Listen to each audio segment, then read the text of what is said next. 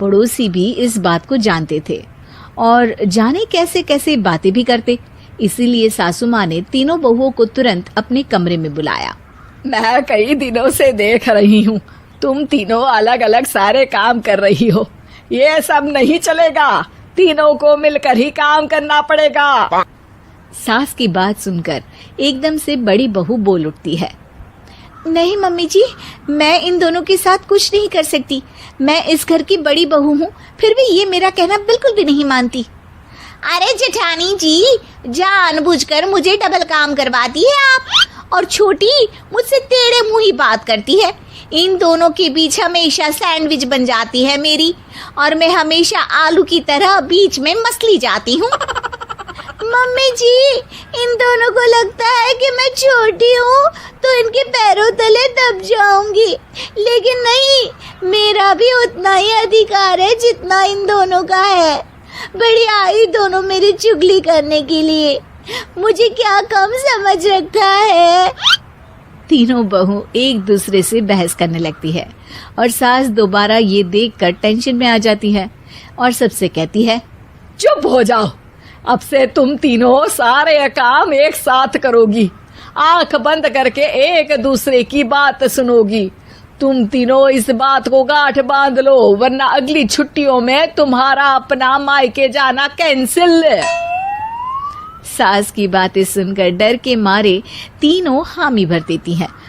जी mummy जी, मैं समझ गई। हाँ मम्मी जी, जैसा आप कहें।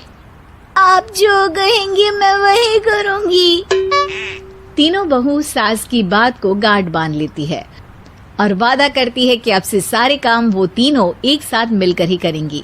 ये सब देखकर सास खुश हो जाती है और वहाँ से चली जाती है। नीचे जाकर वो देखती है कि घर में शर्मा जी आए हुए होते हैं। सास जोर से आवाज लगाकर कहती है, अरे बहू, जरा चाय बनाकर तो लाना, शर्मा जी आए हैं। सास की बात सुनकर तीनों बहू तुरंत किचन की ओर भागती है और चाय बनाना शुरू कर देती है।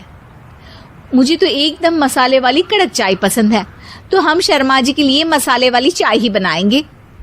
अरे नहीं दीदी, गर्मी के मौसम में मसाला चाय कौन पीता है? मैं तो शर्मा जी के लिए इलायची वाली चाय ही बनाऊंगी। ये कैसी बात कर रही हैं आप दोनों? मेरी मम्मी ने सिखाया है कि मेहमान को ज्यादा दूध और शक्कर वाली चाय देनी चाहिए, वरना वो घर वालों को कंजूस समझते हैं। तो मैं तो शर्मा जी को ऐसी ही चाय दूंगी। तीनों बहुएं अपने अपने तरीके से चाय में शक्कर, मसाला, पत्ती सब डाल देती है। उबलने के बाद तीनों मिलकर चाय बाहर लेकर जाती है और शर्मा जी और सासू माँ को देती हैं।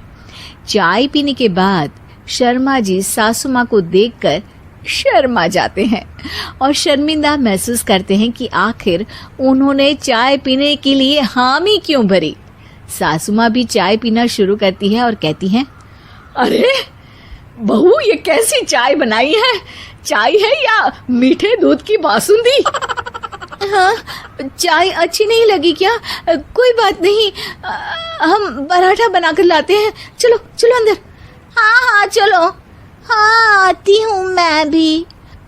नहीं नहीं, मेरा पेट चाय ने ही चौपट कर दिया, वही काफी है। पराठे से पोपट नहीं करवाना, मैं तो चलता हूँ। शर्मा जी चुपचाप पतली गली से निकल जाते हैं। अगले दिन सास बहुओं से कहती है, अरे बहू, जाओ जाके ऊपर के गेस्ट हाउस की सफाई कर दो। कल हमारे यहाँ मेरे दूर के रिश्तेदार आने वाले हैं, तो पूरे कमरे को चमका देना, समझी? तीनों बहू सास की बात को मानकर ऊपर सफाई करने चली जाती हैं और तीनों कमरे की सफाई चालू कर देती है। बड़ी बहू मकड़ी के जाले साफ करती है, तो बीच वाली झाड़ू लगाना और छोटी वाली सर्फ डालकर जमीन धोना शुरू कर देती है।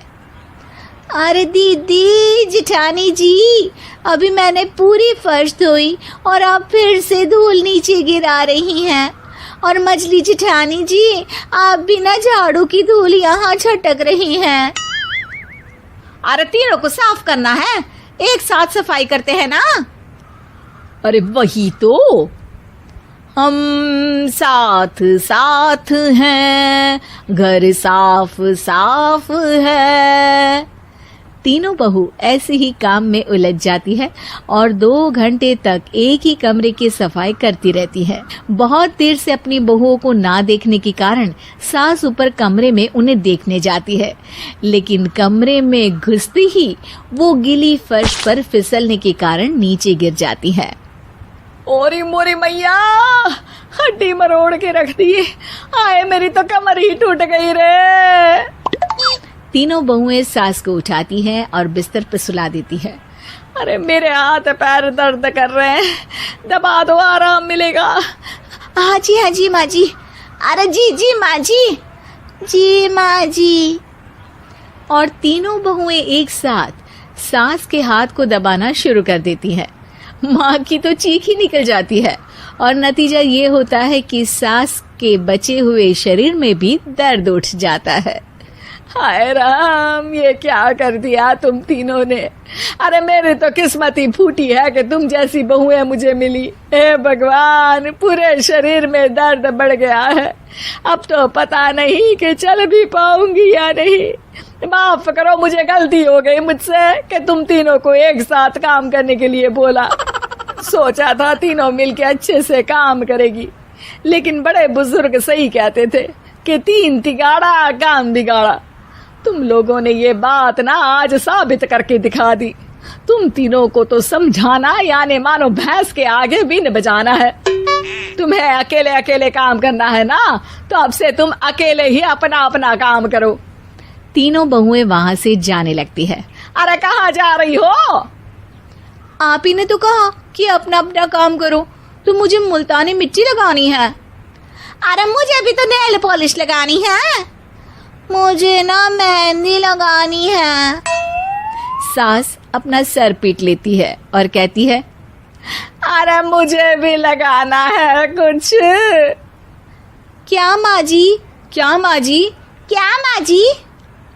तुम्हारे घर वालों को फोन तुम्हारी हरकतें बताने के लिए।